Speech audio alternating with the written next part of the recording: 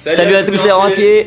Aujourd'hui on se retrouve pour cette toute nouvelle vidéo en compagnie de Lilian et Edouard. Donc Lilian et Edouard, si vous ne le savez pas encore, c'est nos colocs. Donc on est 4 en coloc avec Ryan, moi, Lilian et Edouard.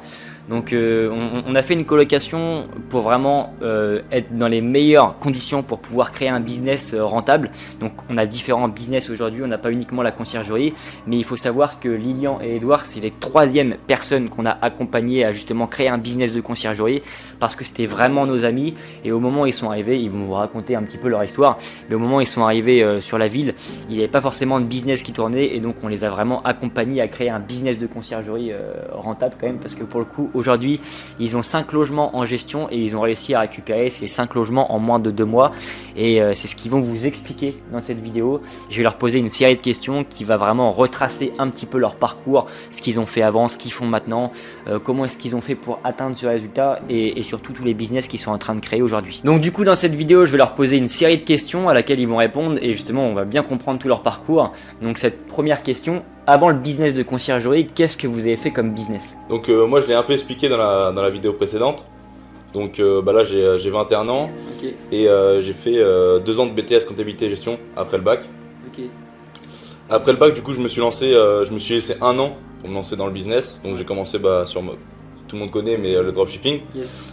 Donc j'ai pris la formation de Yomi Denzel, je me suis formé pendant 4-5 mois. Okay. Ça n'a pas forcément fonctionné, je ne me suis pas donné non plus les moyens de réussir. Et j'ai eu l'opportunité de bosser avec un pote qui était dans le marketing digital, où je suis parti à Bali avec lui. Ouais.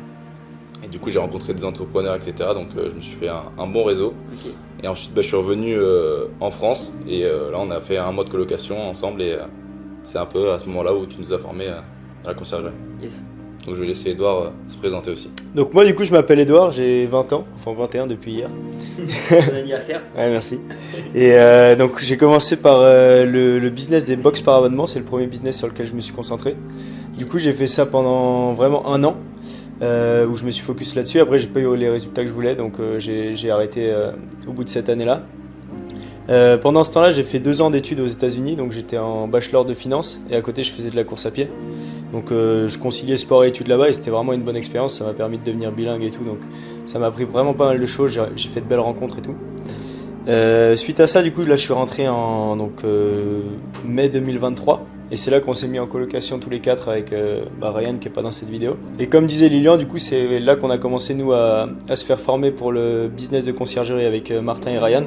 Donc ils nous ont vraiment bien coachés, on a bien avancé avec eux, et c'est pour ça que, comme on va en parler dans cette vidéo, on est monté de 0 à 5 logements en 2 mois grâce à eux. Donc du coup il faut savoir qu'en fait au moment où on s'est mis en colocation tous les 4, Lilian et Edouard n'avaient pas forcément de business qui tournait à ce moment-là, et comme nous du coup la conciergerie ça fonctionnait bien, on avait des compétences dans ce business, c'était un petit moment pour nous en fait justement de leur apporter ce qu'on savait faire, et on savait que le business de conciergerie pour eux ça allait être provisoire, ça allait pas forcément être quelque chose qu'ils allaient scaler.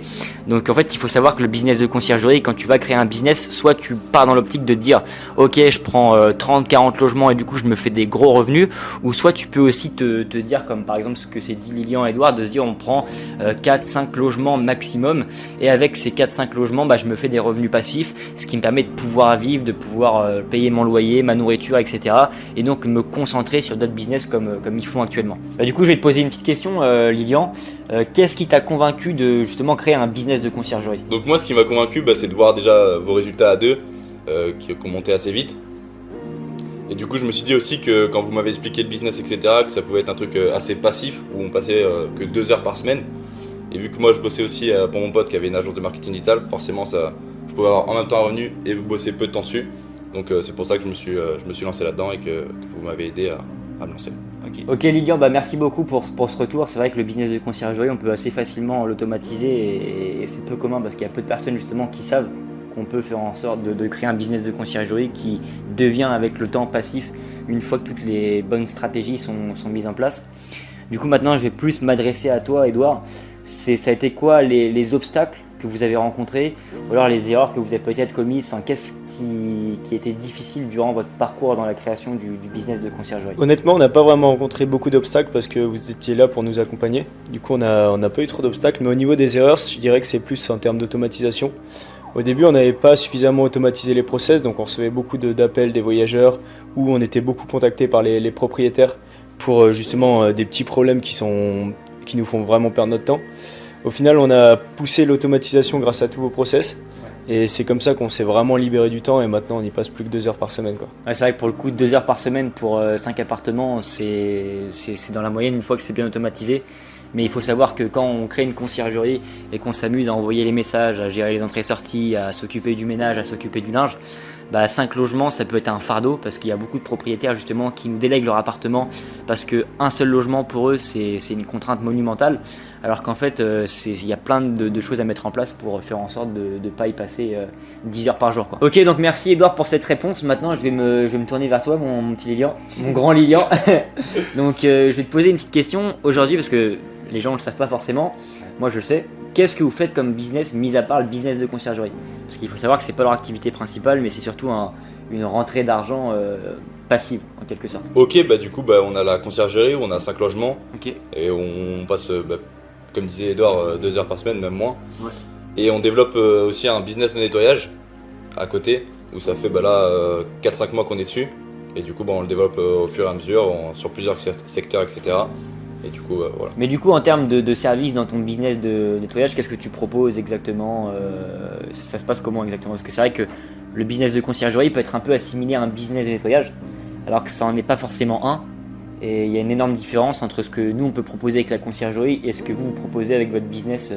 Du coup, on a plusieurs services. On a service de canapé, on nettoie des canapés, terrasses, matelas, véhicules, tapis et moquettes. Okay. Donc on a ces 6 services qu'on développe sur plusieurs secteurs. Et après, au fur et à mesure de l'entreprise, du temps, ouais. Et on va développer par exemple des nettoyages de vitres, etc. On va y réfléchir, mais pour l'instant on développe ces 6.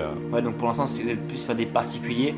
Et ouais. Avec le temps, vous allez vous focaliser sur des pros, donc des grosses boîtes, etc. Ouais, c'est ça, du B2B. Ouais. Ok, merci Lilian pour cette réponse concise. J'espère que ça va fonctionner pour vous. Et je suis en immersion un petit peu dans leur business parce que je vis avec eux tout le temps.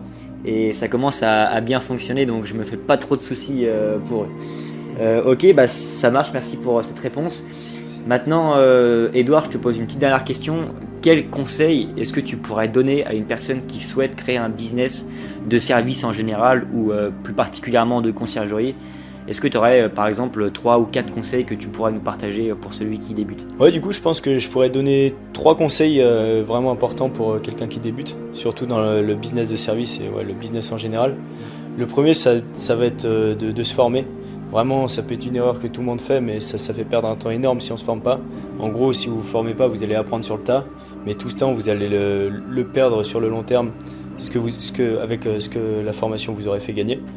Donc c'est une perte économique et temporelle. Le deuxième conseil que je peux donner, c'est la discipline. Avoir une discipline sur le fait de suivre justement cette formation et vraiment continuer à bosser chaque jour et pas perdre le fil, quoi. Et enfin, le troisième et dernier conseil que je peux donner, c'est vraiment passer à l'action. C'est ça le seul truc qui peut vous arrêter, c'est de ne pas passer à l'action. Donc vraiment passer à l'action et c'est ça qui déterminera vos résultats par la suite. Merci Edouard pour cette réponse et merci aussi à toi Lilian d'avoir su jouer le jeu. Donc il faut savoir que aujourd'hui ils décident de pas forcément développer leur business de conciergerie. Ils ont eu 5 logements. Encore une fois, il y a différents objectifs que se fixe chaque personne.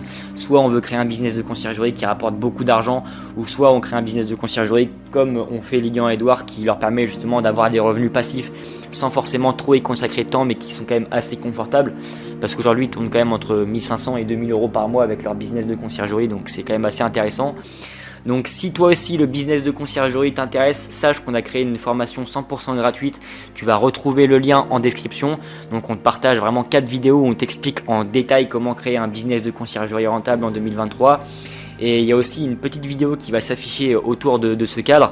Donc tu as juste à aller la voir et on t'explique aussi comment créer un business de conciergerie. Donc on retrace un petit peu notre parcours et comment est-ce qu'on peut faire en 90 jours pour créer un business de conciergerie et passer de 0 à 2000 euros par mois. Donc si cette vidéo t'a plu, abonne-toi, partage, like, etc. Fais vraiment le nécessaire s'il te plaît, parce on essaie de vous partager beaucoup de choses pour que toi aussi tu puisses comprendre comment fonctionne le business de conciergerie et on veut vraiment t'aider à atteindre tes objectifs. Donc en tout cas merci pour la force donnée et je vous souhaite à bientôt. C'était Les Rentiers. Ciao.